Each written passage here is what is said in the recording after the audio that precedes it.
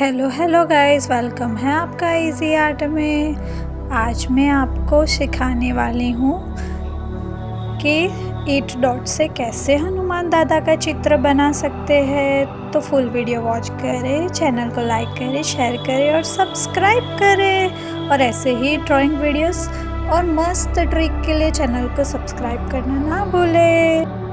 अगर आप भी अपने बच्चों को इजी तरीके से ड्राइंग सिखाना चाहते हो तो मेरे चैनल को लाइक, सब्सक्राइब और शेयर करें। और ऐसे ही मज़ेदार वीडियोस देखने के लिए आप मेरे वीडियो में बने रहे। Thank you for watching full video. अगर आपको मेरी ड्राइंग टेक्निक अच्छी लगी हो तो प्लीज़ कमेंट ज़रूर करें।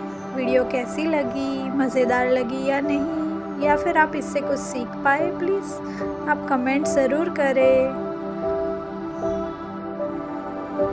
अगर आप इस वीडियो से कुछ सीख पा रहे हो या फिर मेरी ड्राइंग आपको अच्छी लगी हो और मेरी टेक्निक अच्छी लगी हो तो प्लीज़ आप कमेंट में ज़रूर लिखें जय श्री राम, जय श्री हनुमान दादा।